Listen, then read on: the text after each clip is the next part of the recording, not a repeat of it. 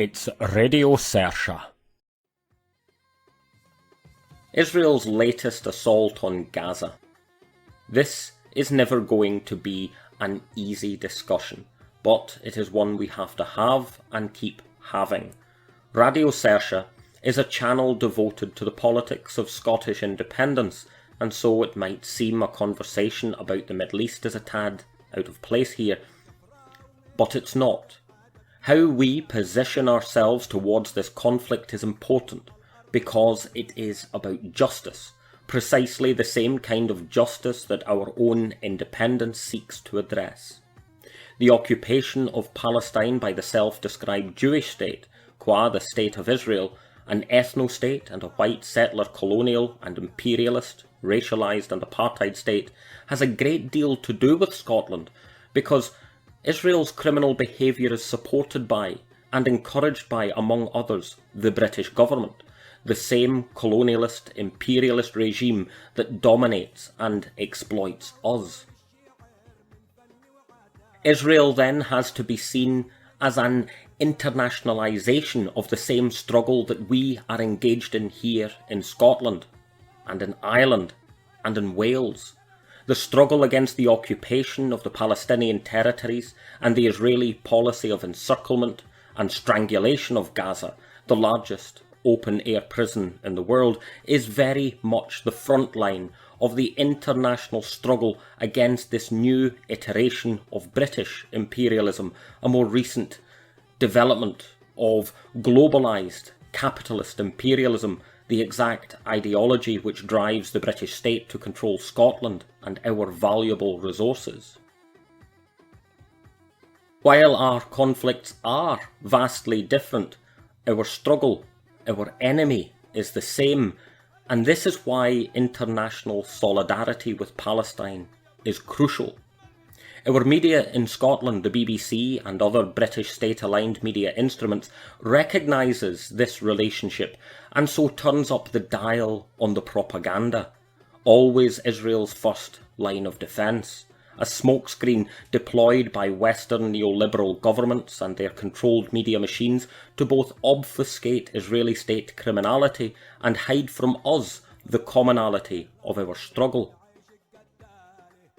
Other than this, solidarity with Palestine is just the right thing to do. As we have said, this is a simple matter of justice, and justice deprived to one is justice deprived to all.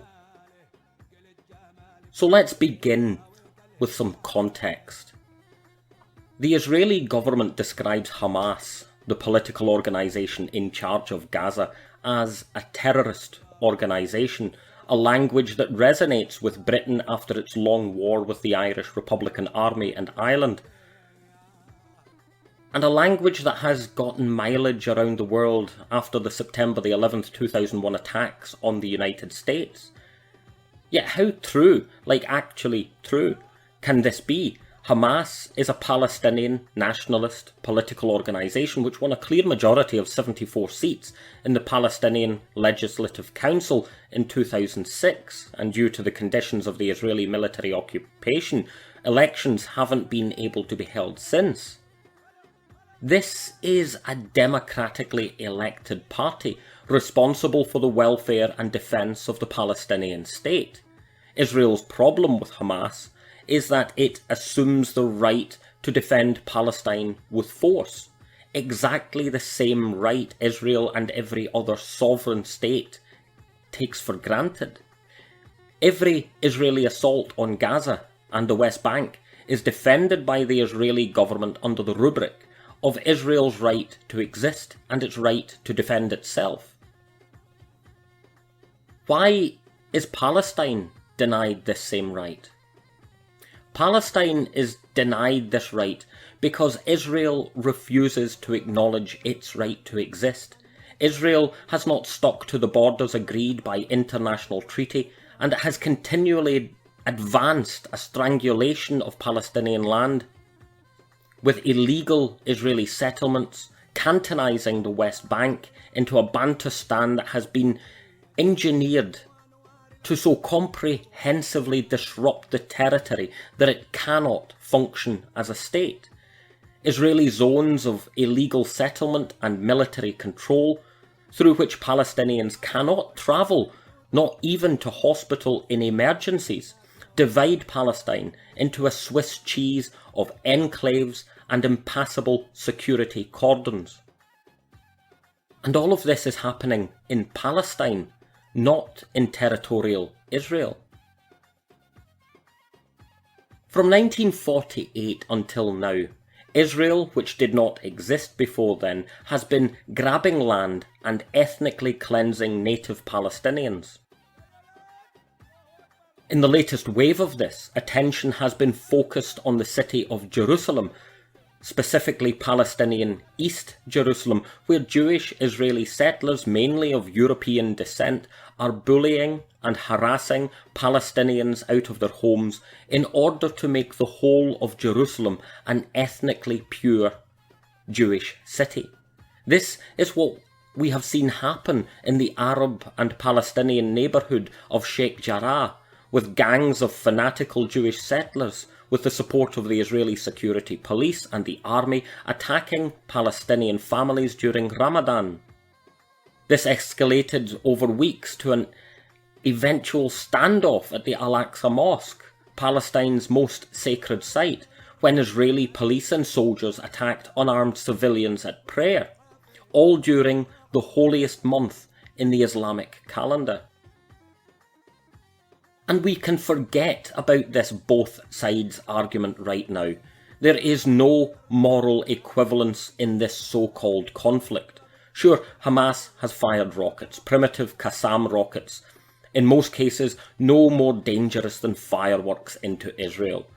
But Israel has the most expensive and most technologically advanced anti-missile defence system in the world, Iron Dome. Israel has one of the best trained and equipped armies in the world, and one of the most sophisticated militaries in the entire history of human civilization. If we must describe this slaughter, which Israel initiated and has refused Hamas's offer of a ceasefire as a conflict, then we have to describe it as an asymmetric conflict in the extreme. Palestine has about as much chance of defending itself from Israeli air and ground assaults as I have in a street fight against Conor McGregor. Trevor Noah put it well the other night when he said that Palestine has brought a knife to a gunfight. This is not a fair fight, and it's long since stopped being a conflict, and has simply degenerated into an Israeli victory parade over a burning Gaza, one of the most densely populated strips of land on the planet. Every time Israel unleashes its massive arsenal on Palestine, killing civilians and children, I feel the same sense of powerlessness. I feel the same sense of defeat. And I ask why I should bother saying or doing anything at all. What will it change? I might as well forget about it and get on with something else, but I also know that this is exactly what the Israeli government and its allies want me to do. They want us to break ranks and leave the Palestinians to their mercy. So we mustn't tire of speaking up and speaking out against Israel. International pressure must be brought to bear on the state of Israel. And we can do this by talking about it online, by speaking to our politicians, by demanding a response from our own governments. We can boycott and sanction Israel. Don't travel to Israel. Don't host Israeli academics or entertainers. Blacklist Israel altogether. If they want to moan about collective punishment, show them the pictures of dead children.